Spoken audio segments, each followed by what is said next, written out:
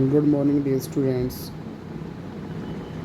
आज हम सिविक्स का नंबर क्वालिटी को स्टार्ट करने जा रहे हैं। तो आई होप कि आपको वो सारे अच्छे से समझ आए होंगे। So on equality, so basically equality होता क्या है? इक्वालिटी होता क्या है? Equality means everyone is equal, everyone is equal before law. कानून की नज़रों में या फिर आम जो नागरिक हैं, आम जो हम लोग हैं, उनकी नज़रों में सारे क्या हैं? वो बराबर हैं, सभी एक जैसे हैं, ना कि डिफरेंट। ठीक है। सो इक्वालिटी की हम बात करेंगे। इंडिया के अंदर इसकी एक इम्पोर्टेंस है। क्यों इम्पोर्टेंस है? इसका रीज़न क्या है? क्योंकि इंडिया के अंदर क्या है? डेमोक्रेसी है। India is a democratic country. आपको पता है भारत एक लोकतांत्रिक देश है, लोकतंत्र है भारत में। यानी कि भारत में जो उच्च जो शीर्ष अधिकारी हैं, उच्च अधिकारी जो भी हैं, वो सरकार वगैरह जो है वो कौन बनाता है? वो लोग बनाते हैं। ठीक है। तो लोकतंत्र है, लोगों का तंत्र है। लोगों के द्वारा ही सरकार को चुना जाता है और वही चुनी गई सरकार क्या करती है? लोगों के हित में फैसले लेती है, डिसीजन लेती है। सो इक्वालिटी इज़ ए की फीचर ऑफ डेमोक्रेसी। इक्वालिटी क्या है? वही डेमोक्रेसी का एक महत्वपूर्ण फीचर है, विशेषता है। अगर डेमोक्रेसी है और इक्वालिटी नहीं है, समानता नहीं है, यानी कि किसी को वोट देने का अधिकार है, किसी को वोट देने का अधिकार नहीं है, अगर ऐसा होगा तो फिर वहाँ पे डेमोक्रेसी या लोकतंत्र का कोई फ़ायदा नहीं है। क्योंकि उसके अंदर तो फिर वही असमानता आ गई, किसी को वोट का अधिकार है, किसी को नहीं है, कोई ऊंचा है, कोई नीचा है, कोई कमज़ोर है, कोई कुछ है।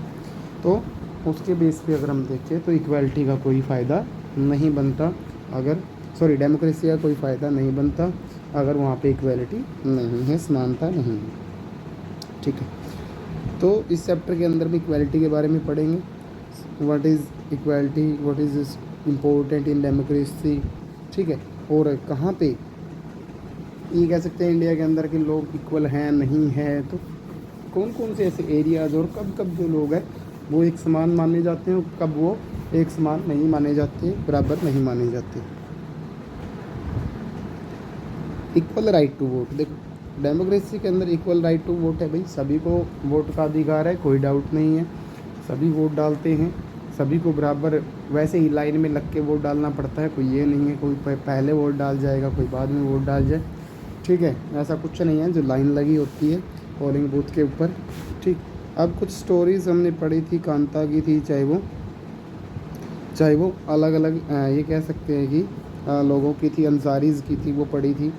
ठीक है। तो डेमोक्रेटिक कंट्री है भाई, सभी को वोट का अधिकार है, सभी को इलेक्शन में वोट डालने की ज़रूरत होती भी है और डालना भी चाहिए, चाहे वो किसी भी रिलीजन से बिलोंग करता हो, चाहे उसकी एजुकेशन है नहीं है, चाहे वो किसी भी कास्ट से हो, रिच और पुअर है, सबको वोट डालने का हक है, सभी को अलाउ किया गया है वोट डालने के लिए। ठीक है। किसी भी जगह से आता है, किसी भी एरिया से है, वो कोई प्रॉब्लम नहीं है, चाहे वो हरियाणा से है, पंजाब से है, यूपी से है, बिहार से है, कहीं से भी है, सभी को वोट डालने का इक्वल राइट है, चाहे अमीर है गरीब है, बस वो अडल्ट होना चाहिए। जो वोट डालने की उसकी एज है वो कंप्लीट होनी चाहिए। ये नहीं होगा कि वो 16 ईयर ओल्ड है, 17 ईयर ओल्ड है और वो रिच है कि उसको वोट डालने का अधिकार मिल जाएगा, नहीं। 18 ईयर्स ओल्ड होना चाहिए, उसके डॉक्यूमेंटेशन में 18 साल उसकी उम्र होनी चाहिए, तब जाके उसको वोट का अधिकार मिले। अब देखिए, the idea of universal adult franchise is based on the idea of equality, यानी कि सार्वभौमिक वयस्क मताधिकार, यानी कि सभी वयस्कों को वोट का अधिकार है अपने इंडिया में। तो ये जो आइडिया है किसके ऊपर बेस्ड है? ये इक्वालिटी के ऊपर। ठीक है। Because it states that every adult in a country has one vote, और सभी जो अडल्ट हैं उनको एक ही वोट का अधिकार है। ये नहीं है किसी को अलग है, किसी को अलग नहीं। देखिए, इक्वल राइट टू वोट, ठीक है, काउंट होता है भाई, सभी का एक ही वोट काउंट होगा, चाहे वो कांता है, चाहे वो अंसारीज है, या फिर आप है, कोई भी है। ठीक है, सभी को इक्वल राइट मिलेगी। ठीक। ये स्टोरी दे रखी है। ये स्टोरी हमने जो कह रहे हैं डिस्कस की थी। कांता को उसकी बेटी बीमार हो जाती है तो फिर उसको उधार लेने की ज़रूरत है और ठीक है डोमेस्टिक वो जॉब करती है, गवर्नमेंट हॉस्पिटल में लेके जाती है। तो ये अलग अलग स्टोरी हमने डिस्कस की थी। अदर काइंड ऑफ इक्वालिटी की बात करें, apart from being poor people of India experience inequality in different ways. कुछ क्या कहते हैं कि इनइक्वालिटी हो जाती है कुछ पार्ट्स में, ठीक है। तो one of the more common part of is the caste system. जो बेसिकली हम देखें तो कास्ट के बेस पे ही, रिलीजन के बेस पे, कास्ट के बेस पे ही क्या होता है भाई, इनइक्वालिटी होती है, असमानता पाई जाती है कि ये उस कास्ट का है, ये उस कास्ट का है, हम इसके साथ नहीं बैठते, हम इसके साथ नहीं खाते पीते, ठीक है। वो बेसिकली उसके बेस पे होता है। देखिए आगे, now let us read a story about the experience of Dalit child attending school. अब स्कूल के बारे में हमने, ठीक है, क्या है, एक स्टोरी हमने ऑलरेडी डिस्कस की थी। कौन था वो? ओम प्रकाश वाल्मीकि। तो ओम प्रकाश वाल्मीकि इसने जो अपनी कहानियाँ लिखी, स्टोरीज़ लिखी, राइटर बनाई, फेमस ऑटोबायोग्राफी लिखी झूठन, ठीक है। तो वो अपना एक्सपीरियंस बताता है कि स्कूल में उसका एक्सपीरियंस कैसा रहा। स्कूल में उसको और बच्चों के साथ खेलने नहीं दिया जाता, बैठने नहीं दिया जाता, अलग से बैठाया जाता था कोने में। और उसी तरह हमने जो स्टोरी है वो किसकी पढ़ी थी भाई? वो पढ़ी थी हमने मिस्टर एंड मिसेस अंसारीज़, ठीक है। अंसारीज़ की स्टोरी हमने पढ़ी। ये अभी अंसारीज़ की स्टोरी।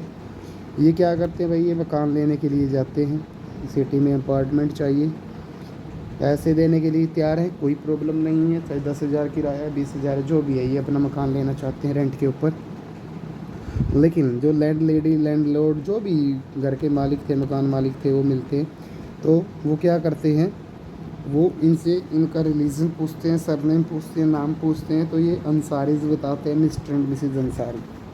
तो अंसारी नाम सुन के उनके मन में यही आता है कि नॉन वेजिटेरियन और नॉन वेजिटेरियन को हम अलाउड नहीं करेंगे, या फिर ये कह लो कि मुस्लिम रिलीजन से मुस्लिम रिलीजन को हम अलाउ नहीं करेंगे अपने इस क्या अपार्टमेंट के अंदर, ठीक है।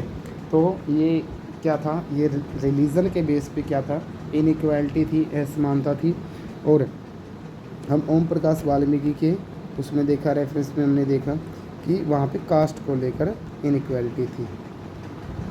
तो ये दो स्टोरी थी, ठीक है। अब यहाँ पे देखो सेम सिस्टम हुआ, एक के साथ कास्ट के ऊपर, एक के साथ जो है रिलीजन के ऊपर, धर्म के ऊपर हुआ।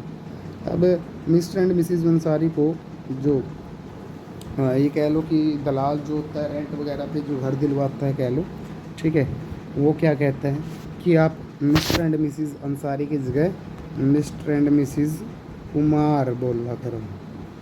क्या बोलो? मिस्टर एंड मिसेस कुमार बोलो, ठीक है। तो आपको क्या होगा, घर आसानी से मिल जाएगा। अब रिकग्नाइजिंग डिग्निटी, ठीक है। डिग्निटी क्या होती है भाई? डिग्निटी होती है सेल्फ रिस्पेक्ट। हम कह सकते हैं कि अपने आप में सभी की अपनी अपनी एक रिस्पेक्ट होती है।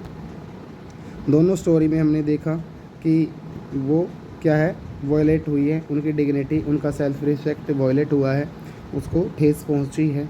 और क्योंकि देखो डिग्निटी क्या होती है कि हम सभी की एक रिस्पेक्ट है, मेल फीमेल, किसी भी रिलीजन, धर्म, किस कहीं से भी कुछ भी आता है वो, ठीक है। तो यहाँ पे उनको क्या किया, दे वर ट्रीटेड अनइक्वली, उनको असमान रूप से ट्रीट किया गया है, ठीक है, गलत तरीके से उनको ट्रीट किया गया है, ठीक। Om Prakash and Ansari do not deserve to be treated like this, दोनों इस तरह से ट्रीट करना नहीं बनता था उनके साथ। They deserve the same respect and dignity as anyone else, तो सेम रिस्पेक्ट चाहिए भाई उनको भी इतनी इज्जत चाहिए जितनी दूसरे लोगों को देते हैं, ठीक है। तो ऐसा नहीं होना चाहिए, यही इसके अंदर बताया गया है कि इनइक्वालिटी अभी भी हमारे देश के अंदर बहुत सारी जगहों पे हमें मिल जाएगी। इलेक्शन के टाइम पे इक्वालिटी मिल जाती है, लेकिन उसके बिना इनइक्वालिटी बहुत ज़्यादा फेस करते हैं लोग अपनी डेली लाइफ के अंदर, ठीक है। तो ये समानता वाला, इक्वालिटी वाला चैप्टर जो है ये चला हुआ है, थोड़ा बहुत जो रहता है वो हम कल डिस्कस करेंगे। Thank you, have a nice day.